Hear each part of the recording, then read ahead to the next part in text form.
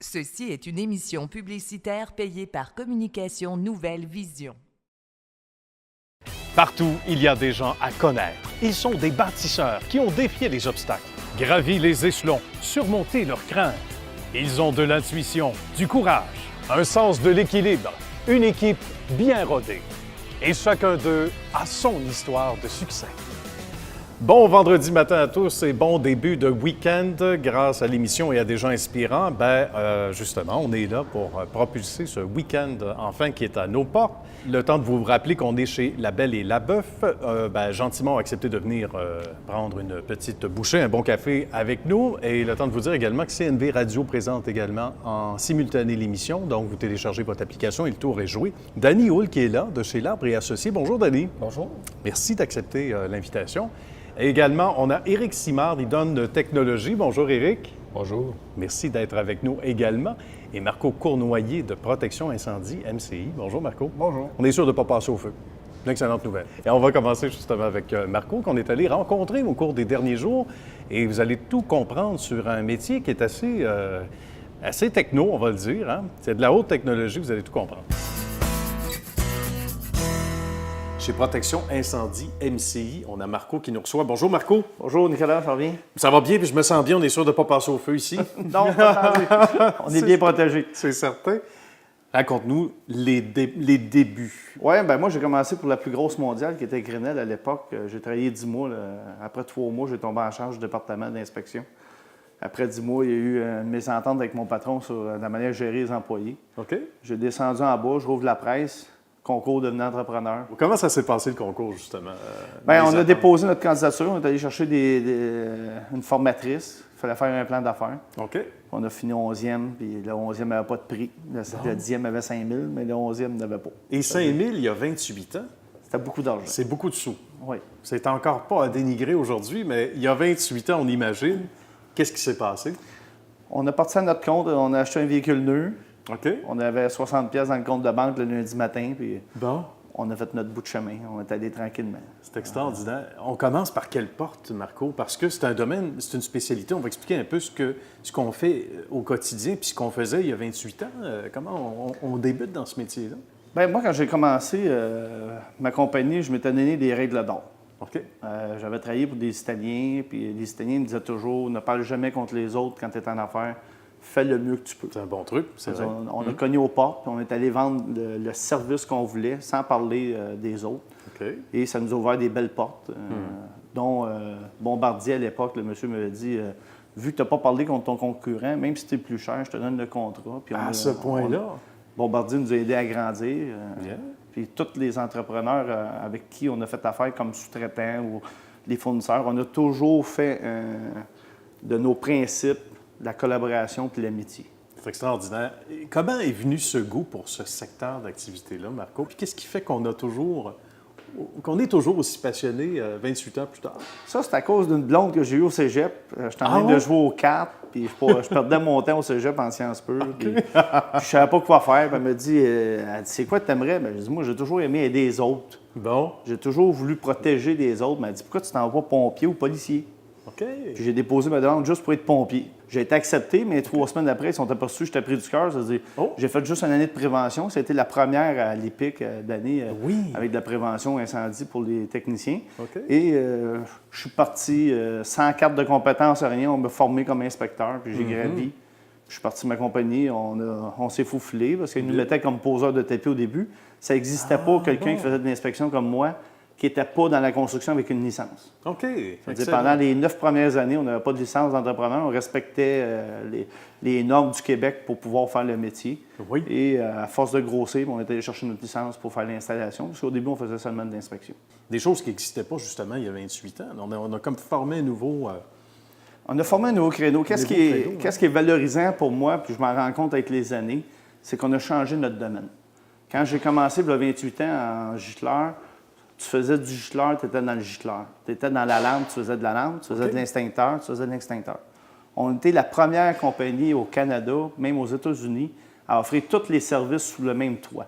Bien. Puis maintenant, mais les multinationales ont acheté dans les 10 dernières années des compagnies d'extincteurs, des compagnies d'alarmes, pour offrir tous les services sous le même toit. Pour être le plus universel possible. C'est bien ça. Okay. Dans le fond, on a changé le domaine parce qu'on a créé quelque chose de nouveau. On a fait des camions-usines. Ah oui? On a fait des ateliers plus modernes. On a toujours fait en sorte d'être les premiers à inventer une nouvelle méthode ou une nouvelle outillage. On a des employés qui amènent des idées, qui innovent dans le domaine en même temps, qui arrivent avec des nouveaux principes de travail. J'ai des employés qui sont notre première ressource, qui sont vraiment exceptionnels pour une entreprise. Ouais. J'ai des gens qui ont le MCI tatoué sur le cœur, c'est des amis. Ici, on a toujours véhiculé la famille. C'est pour ça qu'MCI est très reconnu comme étant un grand donateur dans plusieurs... Oui, parlons-en. Plusieurs événements. Je suis gouverneur de l'Espoir depuis 17 ans. Les gouverneurs de l'Espoir viennent en main aux enfants qui sont atteints de cancer. Okay. On ramasse 1 million par année sans frais d'administration et on leur donne aux familles et aux enfants. Et on est dans Moisson-Rive-Sud aussi. On est à Nez-Pauvé. On a beaucoup d'organismes, les Lions, qu'on participe. On se fait un honneur de remettre une partie des profits engendrés en œuvre de charité. Félicitations. On ne peut pas passer sous silence l'endroit où on se situe. C'est quelque chose d'assez particulier. Puis, l'écran chez vous de 70 pouces n'est pas assez grand pour apprécier tout ce qu'il y a ici. Raconte-nous ce qu'on retrouve autour de nous, les différents systèmes, du plus vieux au plus récent. On voulait former les employés parce qu'on n'a pas d'école de formation attitrée aux gicleurs.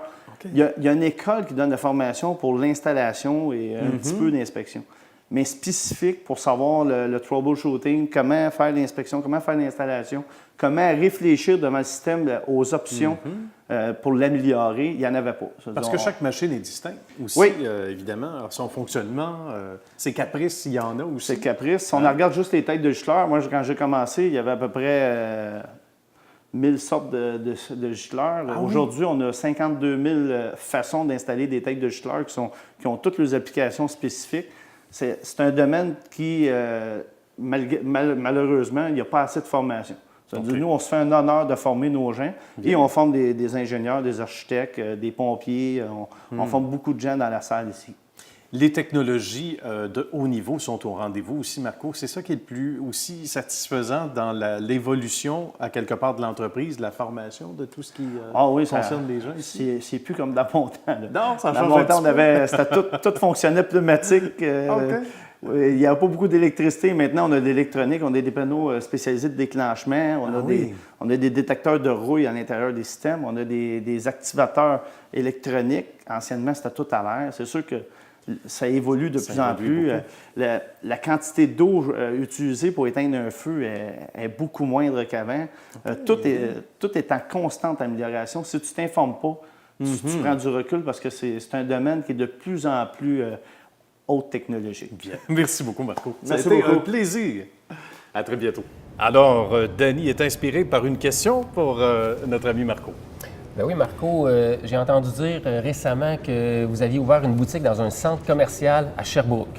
Oui, la première au Canada dans un centre commercial. C'est une boutique en produits d'incendie pour madame, monsieur, tout le monde et les petites PME qui payent beaucoup trop cher pour faire entretenir leurs équipements. Ils viennent directement à la boutique, ça leur coûte moins cher et ils ont une gamme de tous les produits d'incendie disponibles en magasin. C'est une très, très bonne idée. C'est assez unique. Oui, c'est unique. C'est la première de l'histoire. Ça ne s'est jamais fait avant. Puis là, on veut l'ouvrir partout à travers le Québec. Ah, bien, c'est fantastique. Et les gens du centre commercial sont rassurés. Oui. Ah, il ne se passera rien. Rien de fâcheux, on s'entend. Éric, maintenant. En fait, Marco, peux-tu nous expliquer qu'est-ce qui t'a amené dans le domaine de la prévention, de la protection incendie? Moi, depuis que je suis haut comme 3 pommes, j'ai toujours aidé les autres. J'ai toujours protégé tout le monde. C'est-à-dire, protéger les gens contre l'incendie, pour moi, puis la sécurité, c'était un naturel. Je suis dans mon domaine, dans le fond. Je suis dans ce que j'aime faire. Bien, on aime ça. Aider les autres, protéger les autres. Et vous avez tous ça en commun. Et on poursuit avec Éric qui sait, lui, comment prévenir les apparences du vieillissement ou le vieillissement éventuellement. Et c'est très scientifique d'ailleurs. On vous propose de regarder le reportage qu'on a réalisé avec Éric. dans le merveilleux monde d'Éric Simard. Il s'en passe des choses. Bonjour Éric, ça va bien? Bonjour Nicolas, oui, ça va bien. Merci de nous accueillir. On va parler d'une nouvelle gamme de produits santé, mais ça ne se fait pas sans recherche. Il faut parler de l'origine, d'abord, qui vous a intéressé du côté de la santé et du vieillissement surtout. J'ai fondé une entreprise en 2013 dans le domaine du vieillissement pour faire de la recherche de pointe. On fait de la recherche actuellement avec 5 universités au Québec. On a fait des très grandes découvertes qu'on a annoncées l'an dernier avec l'Université Concordia. Oui. Et ça nous a amené, en fait, suite aux découvertes qu'on a faites à Concordia, suite à l'écriture de mon livre, j'ai écrit un livre qui s'appelle « Vivre jeune plus longtemps ». On a formulé tous les produits en considérant justement les besoins particuliers du domaine du vieillissement. Et on a un ingrédient qui est unique à nous dans toute la gamme, qui constitue une découverte vraiment majeure en santé du vieillissement pour permettre aux gens, en fait, de bien vieillir. Et ce qu'on a appelé, nous, le complexe Provitol. Donc, on retrouve le complexe Provitol dans tous les produits, dans toute la gamme. Et la façon dont chacun des produits est formulé aussi, c'est que chacun des produits est formulé pour offrir le meilleur produit qui soit pour un bénéfice santé donné. Donc, nous, on ne vend pas des ingrédients vedettes. On va vendre des produits spécialisés pour des facettes de santé, comme par exemple un produit pour le sommeil, un produit pour les articulations, un produit pour la ménopause, un produit pour la prostate. La façon dont on a développé la ligne de produits, c'est qu'on s'est basé sur...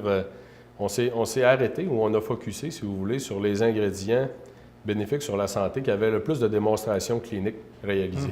On a certains ingrédients dans le domaine des produits de santé naturels qui sont supportés par jusqu'à 30, 40 études cliniques de qualité qui ont été réalisées même au cours des 30, 40 dernières années. Donc, il y a des ingrédients comme, par exemple, l'ingrédient qu'on utilise pour le produit articulation. C'est ce qu'on va retrouver qui est plus vendu en Allemagne, le pays qui a la réglementation la plus stricte au niveau des produits de santé naturelle. Donc, ce qu'on a fait, nous, en fait, pour formuler chacun des produits, on est allé qualifier des fournisseurs des ingrédients pour être certain de la qualité de chacun des ingrédients. On a vérifié la somme de démonstrations cliniques dans chacun des cas qui avaient été obtenus et on a formulé des produits en considérant donc les besoins du vieillissement. Si dans certaines facettes de santé, on a besoin entre autres de vitamines et minéraux, on a ajouté les doses recommandées dans chacun des produits. Et après le développement en fait de la gamme au complet, on a fait réviser tout le travail par 2 pharmaciens. On a deux pharmaciens qui ont travaillé avec nous justement au développement de la ligne de produits, qui ont repassé en revue toutes les formules, toutes les quantités qui ont été utilisées, tous les types d'ingrédients qui sont utilisés pour questionner justement l'approche, pour être certain qu'on faisait le meilleur produit qui soit pour un bénéfice santé donné. Il y avait d'autres facettes intéressantes qu'on découvrait en chemin. De par les recherches, ça fonctionnait comment? Oui, effectivement. Sur une période de 3 ans, je vous dirais qu'il y a beaucoup de facettes qui sont très importantes dans le développement d'une ligne de produits. On ne voulait pas avoir... En fait, on pourrait se poser la question, pourquoi il y a des compagnies qui développent, qui ont 8-10 produits pour la santé cardiovasculaire? Pourquoi ils n'en font pas un puis ils ne font pas le meilleur? Donc, c'est l'idée que nous, on avait. On avait l'idée, en fait, de ne pas formuler, de ne pas se ramasser avec une gamme de 80 produits parce qu'on veut en vendre 8 différents pour le sommeil pour aller chercher la plus grande partie de la population possible. C'est pas ça qu'on fait. On s'est dit, on va faire le meilleur des produits et on va vendre un produit pour le sommeil, en fait, et c'est ça sur quoi on a focusé. Et il faut savoir aussi que nos standards de qualité sont beaucoup plus élevés que la réglementation canadienne. Donc, au Canada, on n'est pas obligé, de mettre nécessairement la dose dans le produit qui a été démontré en études cliniques. On n'est pas nécessairement obligé non plus d'utiliser que des ingrédients standardisés. Ce qu'on entend par ingrédients standardisés, c'est des ingrédients qu'on connaît exactement la quantité de molécules actives qui est présente dans chacun des ingrédients. Dans les produits de santé naturelle, on n'est pas nécessairement obligé d'utiliser des ingrédients standardisés. Ça dépend du type d'ingrédient qui est utilisé. Dans notre cas, on garantit que tous les ingrédients de la ligne de produits sont standardisés et sont tous aux doses qui ont été démontrées en études cliniques. OK. Donc c'est une facette de qualité qui est extrêmement importante. C'est intéressant parce que déjà, on sait qu'au niveau de Santé Canada, il y a une rigueur qui a été resserrée ces dernières années, mais malgré tout, quand on arrive au-dessus des exigences, c'est bon signe. Tout ça a suivi un cheminement. Évidemment, le livre « Vivre jeune plus longtemps », la gamme de produits. J'imagine que, c'est le cas de le dire ici, l'appétit vient en mangeant. Éric, quand on fait des découvertes scientifiques, tout à fait. On a toujours aujourd'hui 5 universités au Québec qui sont impliquées dans nos travaux. On a fait vraiment des grandes découvertes avec l'Université Concordia. On a publié 2 fois cette année dans la revue qui a la plus grosse cote scientifique dans le domaine du vieillissement et des maladies associées. Et on s'apprête à publier encore au début de l'année 2017. Les meilleurs résultats qu'on a, en fait, ne sont pas encore publiés. Ça s'en vient encore. Bon, le meilleur est à venir. Oui, le meilleur est à venir. C'est un processus. Il y avait d'autres démonstrations à faire. Il fallait compléter certains résultats de recherche. Mais oui, en fait, la recherche continue et on n'a pas l'intention de l'arrêter. On sait depuis, ce qui est fort intéressant dans le domaine du vieillissement, c'est que depuis environ 2010, on sait maintenant qu'on va être en mesure d'impacter le vieillissement chez l'humain. Et ça va avoir des gros impacts en santé humaine. En fait, on parle de réduire l'incidence des maladies associées au vieillissement. Donc, les maladies les plus graves de notre époque, comme par exemple l'Alzheimer, les maladies cardiovasculaires, le diabète de type 2, l'ostéoporose, donc des problèmes de santé graves, on va être en mesure de réduire l'incidence dans la population, garder les gens en santé plus longtemps. C'est pas une question de vivre 200 ans, hein. C'est une question tout simplement d'être en mesure de profiter de la vie, en mesure de garder nos capacités pendant qu'on vieillit. D'être actif plus longtemps aussi, c'est le souhait, parce que vivre, comme on le mentionnait, vivre 120 ans, c'est beau, mais ça peut être fatigant si à partir de 82 ans, on est diminué, on est réduit en termes d'activité, etc. Donc, l'idée, c'est de demeurer actif plus longtemps et en santé le plus longtemps possible. Oui, garder nos capacités. Puis quand on parle de capacité, c'est pas juste de capacité physique, c'est capacité mentale aussi. Hein. Les gens qui vieillissent bien, c'est des gens justement qui sont capables de garder aussi leur capacité mentale, la mémoire, leur équilibre, la synchronisation, être capable de profiter de la vie. C'est disponible en pharmacie maintenant? Oui, tout à fait. Okay. Les produits sont exclusifs au réseau de la pharmacie. Et on est présent dans pratiquement toutes les bannières, mais dans différents points de vente à l'intérieur des régions. La meilleure façon de savoir les points de vente les plus près, c'est d'aller voir sur le site web de Vitoli, vitoli.ca, où là, vous avez un outil justement qui vous permet d'identifier les points de vente les plus près de chez vous. Bien, tout ça jumelé au merveilleux monde du sport, une bonne alimentation, évidemment, et ses produits. Bien, Éric, ça a été un plaisir. Merci beaucoup de nous avoir accueillis. Et on invite les gens, bien sûr, qui voudraient avoir d'autres détails sur ces produits. Vitoli.ca de Idon Technologies. Vous allez voir le parcours de mon ami Éric également. Et là, maintenant, c'est au tour de Marco de poser sa question à Éric. Pourquoi la recherche sur le vieillissement? En fait, on sait que depuis 2010 environ, on sait qu'on va être en mesure d'impacter le vieillissement humain et que ça va avoir un gros impact en prévention de la santé. Et on sait que le vieillissement, c'est pas ce qu'on pensait. Avant, on pensait que ça prenait une très bonne génétique pour bien vieillir. Maintenant, on sait que la génétique explique environ de 15 à 25 du vieillissement humain. Donc, la bonne nouvelle, en fait, pour nous tous à matin, c'est que le 75 à 85 qui reste, c'est nos habitudes de vie. Et donc, on sait qu'avec la recherche de pointe dans le domaine du vieillissement, on va être en mesure d'impacter le vieillissement humain et garder les gens en santé plus longtemps. Et c'est pour ça que je ne fais pas mes 81 ans. Moi, j'ai compris ça depuis longtemps. On est rendu là. Mais c'est vrai que c'est drôlement encourageant, habitudes de vie, habitudes alimentaires, etc. aussi. C'est fascinant. Danny, maintenant. Bien, écoute, Éric, ça m'encourage ce que tu dis. Là. Ça veut dire que moi, là, je peux penser vivre jusqu'à 200 ans, peut-être. Là. Ah oui! Sait-on jamais? On va repenter longtemps, Danny. Dans un cas comme ça, on va repenter longtemps. Ouais. Non, écoute, c'est pas... on sait déjà que le vieillissement humain, l'être humain aurait possiblement atteint le maximum de sa longévité aux environs de 120-125 ans. L'idée n'est pas de vivre 200 ans en tant que tel, mais plutôt de garder nos capacités plus longtemps pour être encore en mesure de profiter de la vie à 80-90 ans. On sait, comme par exemple dans les populations centenaires, que ces gens-là vont faire du vélo jusqu'à 90 ans, même peut-être 100 ans. La doyenne de l'humanité, Jeanne Calment, qui a vécu au-dessus de 120 ans, faisait du vélo encore à 100 ans. Donc, dans le fond, c'est ça que les gens veulent faire. C'est qu'ils veulent garder leur capacité, ils veulent vieillir en santé puis profiter des gens qui les entourent. C'est à ça, en fait, qu'on aspire tous, en fait. Donc, c'est plutôt vers ça qu'on développe des produits. Une belle qualité de vie le plus longtemps possible. Et mourir d'un accident de vélo à 120 ans, c'est pas si mal. C'est une belle fin, je trouve. Justement. Danny, on se tourne vers vous plus sérieusement, Danny, qu'on est allé rencontrer dans un beau domaine d'activité. Les arpenteurs géomètres, on les voit un peu partout. On ne sait pas trop ce qu'ils font. Des fois, on dit, prends-tu des photos? Qu'est-ce qu'il est en train de faire? On va expliquer le métier, mais surtout l'expertise de Danny et de sa belle équipe de l'Arbre et compagnie, évidemment. L'Arbre et Associés. On regarde le reportage. C'est un bonheur d'être chez l'Arbre et Associés et bien accueilli à part ça dans un premier temps par messieurs Danny Houle et Régent Archambault. Bonjour, messieurs. Bonjour. Oui, d'abord, on va parler du métier comme tel parce que des arpenteurs géomètres, c'est tout un métier, c'est une profession en soi. Qu'est-ce que ça fait un arpenteur géomètre au quotidien? Ça ressemble à quoi? L'arpenteur géomètre, dans le fond, c'est un dirigeant, c'est un leader. On travaille avec une équipe de travail qui peut varier entre, je dirais, d'une dizaine de personnes à une vingtaine de personnes, même dans certains projets. D'accord. Donc, l'arpenteur, lui, a un rôle de supervision et de direction de toutes ces personnes-là. Si on peut illustrer, disons, le déroulement d'un mandat typique, là, Oui.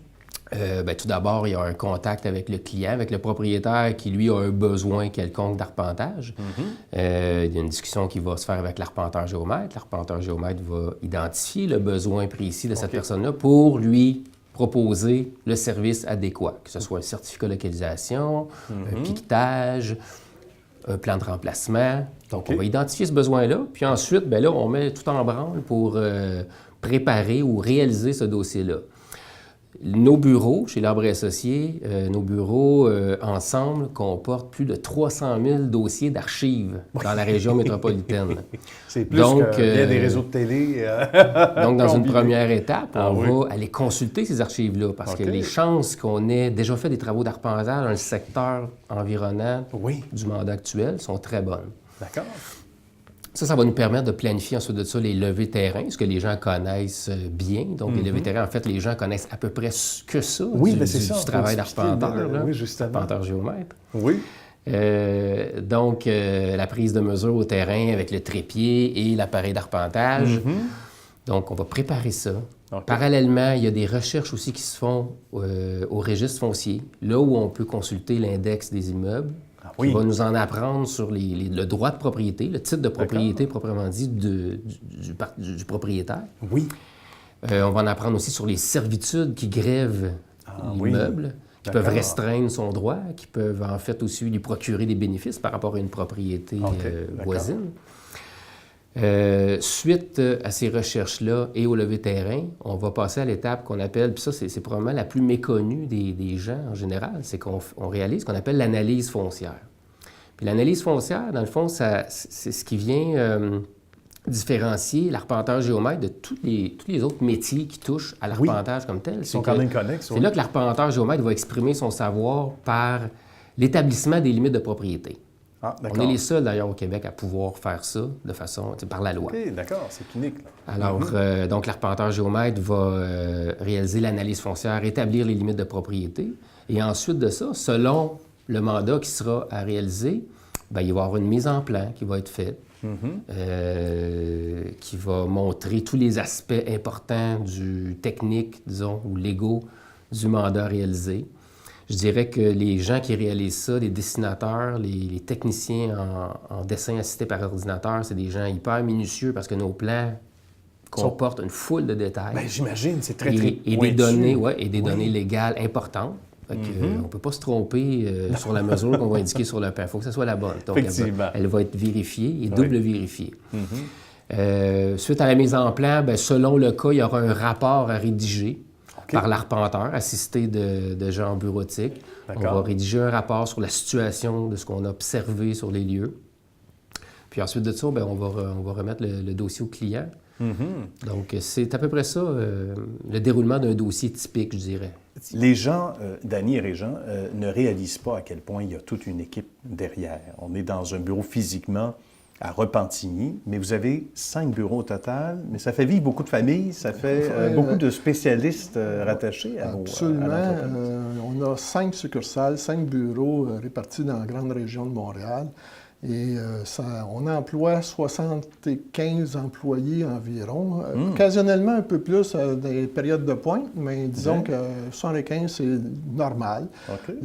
Dans tous ces gens-là, il y a évidemment une dizaine d'arpenteurs, présentement 10 arpenteurs géomètres, dont 3 qu'on pourrait considérer de la relève, qui sont de moins de 2 ans de pratique. Et on en est très fiers parce que c'est notre relève, c'est notre... c'est eux qui nous poussent à se moderniser à aussi. Se moderniser, à s'ouvrir sur les nouvelles technologies, à faire de mieux en mieux toujours. Vous avez su suivre les années, et là, vous avez les 2 pieds à la fois dans le présent et tous dans le présent, mais aussi dans l'avenir avec Marie-Pierre que vous nous présentez, qu'on vous laisse le soin de nous présenter. Marie-Pierre qui présente justement une belle relève. Marie-Pierre, c'est notre relève. C'est une jeune arpenteur géomètre qui a été assermentée il y a à peine quelques semaines. Bien. Donc, c'est ça. Alors, Marie-Pierre, elle fait partie de notre équipe, puis on va aller la retrouver dans son bureau. Bien, justement, on fait ça un instant.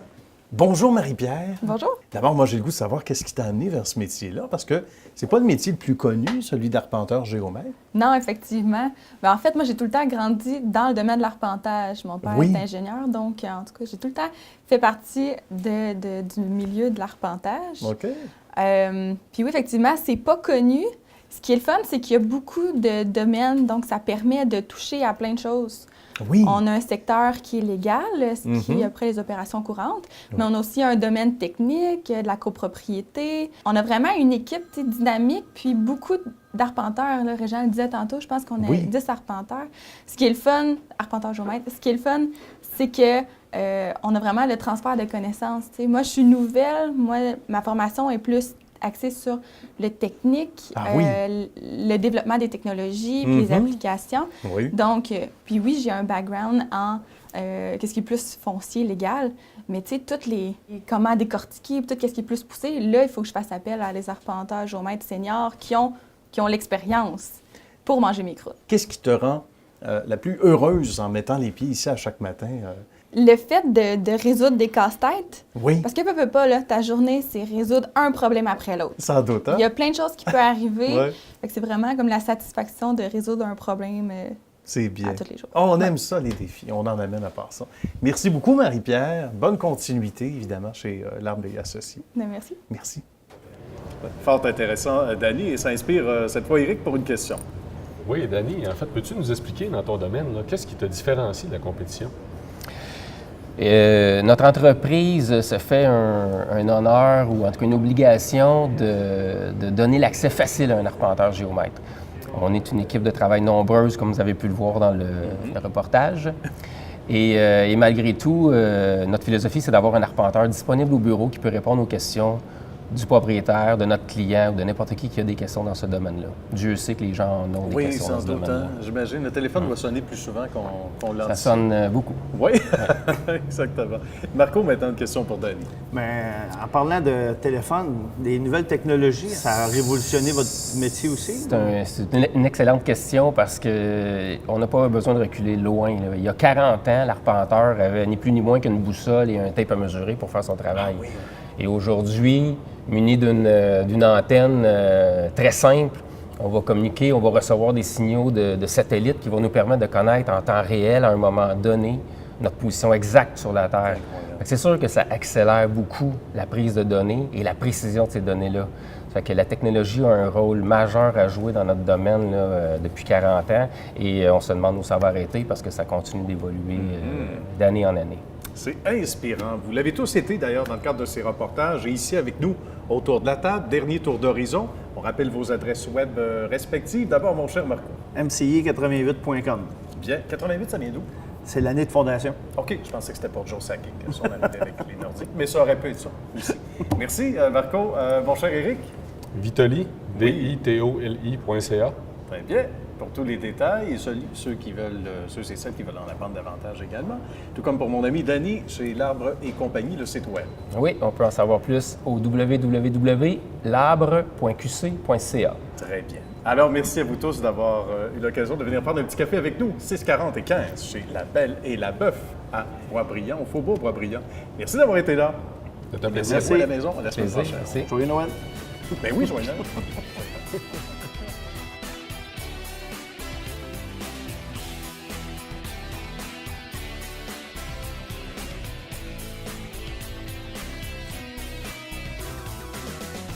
Ceci est une émission publicitaire payée par Communication Nouvelle Vision.